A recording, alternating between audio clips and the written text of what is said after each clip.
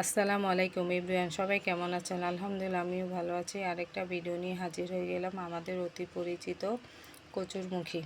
কচুরমুখী আজকে মাছ দিয়ে রান্না করব। কচুরমুখী আমরা কেন খাবো? কচুরমুখী খেলে রক্ত স্বল্পতা দূর হয়।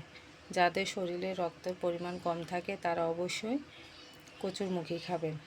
কচুরমুখীতে আছে প্রচুর পরিমাণ ভিটামিন ক্যারোটিন, যা দৃষ্টিশক্তিতে ভালো কাজ করে। যাদের চোখের দৃষ্টিশক্তি কম থাকে তারা অবশ্যই কচুরমুখী খাবেন।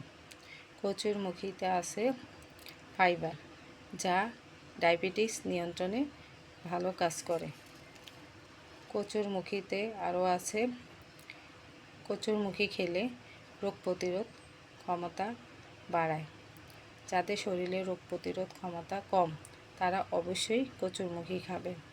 কচুরমুখীতে আছে প্রচুর পরিমাণে পটাশিয়াম, যা হৃদরোগ ঝুঁকিতে কমায়।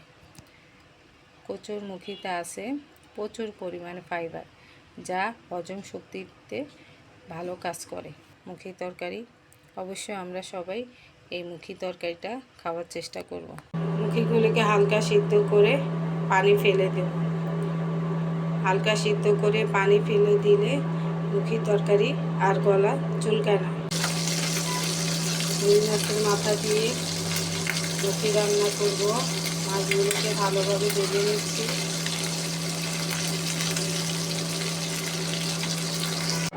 আজকে মুখী তরকারি রুই মাছের মাথা দিয়ে রান্না করেছি।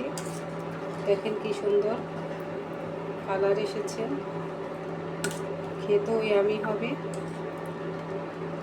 আজ এখানে রাখলাম, নেক্সট টাইমে অন্য কোনো ভিডিওতে আপনাদের সাথে শেয়ার করব ইনশাল্লাহ। আল্লাহ হাফেজ।